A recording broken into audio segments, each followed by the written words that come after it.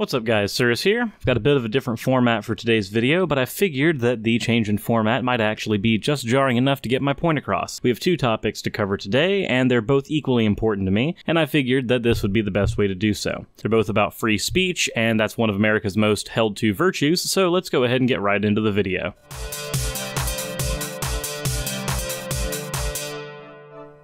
Feels really weird being cut off by that intro footage. Are you gonna keep this in your video? No.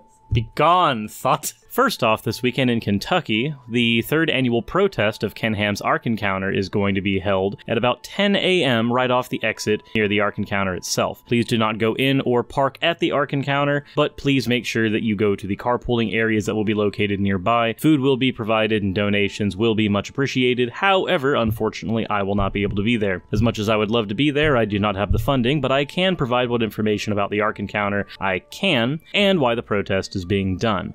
Is obscenely high. It's $136 for a family of 4, and that's without tax and without the parking money. And this isn't the sort of museum where you learn more on repeat visits. Listen, Ken Ham is the Joe Camel of creationism. He wants to lure in kids and get them hooked on his brand of BS. He sells all sorts of products designed to mess with your mind. He ignores the evidence he doesn't like. He's bad for you.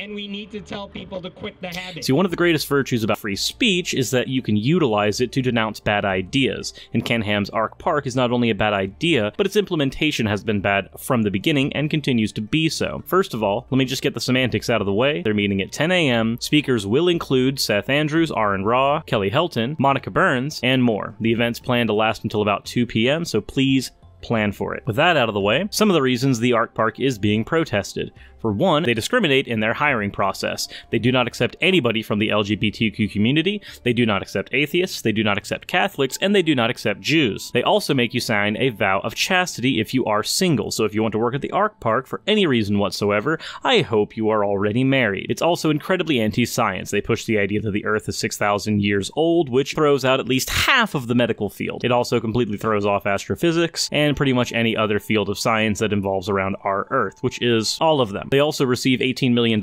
in tax incentives for being a tourist attraction, and on top of that, they have a giant loan for their Ark Park that they are still paying off. And one of the other reasons we protest the Ark Park is because they actually take 2% of all their employees' earnings and force it to be paid back towards the loan. Speaking of their tax incentives, 75% of their real estate tax actually goes into paying back their loan. So they are not contributing to their society, they are not necessarily contributing to their state, and they are also hurting their employees and discriminating against who they will hire. One of the other reasons we're protesting is because Ken Ham of AIG fame also happens to be one of the lead people that prevented Apologia from speaking at a homeschooling conference, when Apologia had every right to be there, but they thought it was in their best interest to not allow him to go, and after he drove for several hours to get to the event, he was not able to get there. He has a video about that will be linked in the description. Needless to say, these people use underhanded tactics all the time, so there is a reason that we protest them. The second thing that I would desperately like to bring light to, that almost everybody in the atheist community is trying to push out and signal boost as best we can, is the debacle with Skylar Fiction and YouTube. Skylar Fiction has a channel that's about the same size as mine, so I definitely empathize with the situation. If I didn't have the ability to live stream for any amount of time, I'd probably have a panic attack, since I have one about once a week. Here's what happened with Skylar Fiction so that you guys understand the issue. He recently had a stream with Matt Powell, and for those who are not familiar with Matt Powell,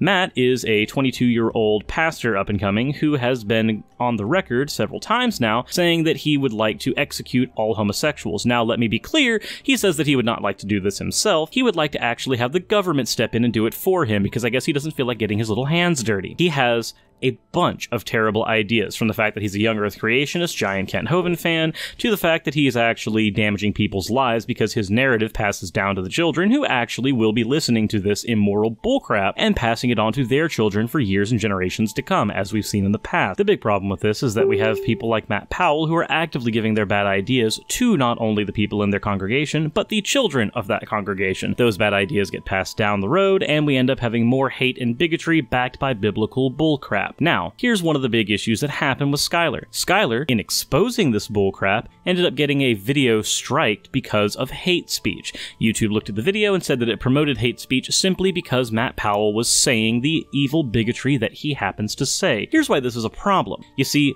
with YouTube, they have an issue with hate speech on their platform. I don't necessarily have an issue with it, but I do have an issue with how they handle it. They take down videos simply because they utter words, not even realizing that those words have to be uttered in order to expose them. You can't point out somebody's bad idea without also pointing out the bad idea. I can say that Matt Powell is wrong, but unless I have some way of proving that he's wrong, I'm automatically not going to have any credibility. Fortunately, he said enough on the internet, and I'm not going to give any of his stuff anytime on my channel, but you can search in the search bar and find out some of the evil bigotry that he has stated. As somebody whose ability to feed himself partially hinges on YouTube as a platform, having people get deplatformed is not good. And there's two reasons why. One, when you have a voice of reason getting deplatformed, you lose one more voice of reason in this world. Skylar Fiction losing the ability to speak on any platform at all is definitely not a good thing. And you also don't want to deplatform the people with bad ideas, because when you deplatform the people with bad ideas, those bad ideas are not put in the light to be protested. An ARK park would not be able to be protested if there were not an ARK park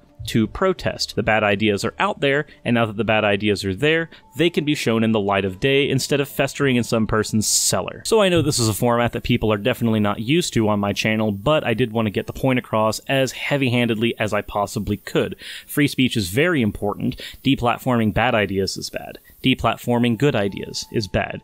Deplatforming anybody is bad. You can choose not to provide them with a platform, and that's fine. I personally will never have Matt on my channel, but am I going to do anything to get his channels taken down? No, I don't think that's a good thing to do at all. This is simply a place to host videos, good and bad ideas alike, and if you want to have any tool against hate speech, YouTube, making that hate speech public is one of the best possible ways to do it. So before we get into the patron slides, everybody, I hope everybody's having a wonderful 4th of July, and with that said, as per usual, insert end of video tagline here.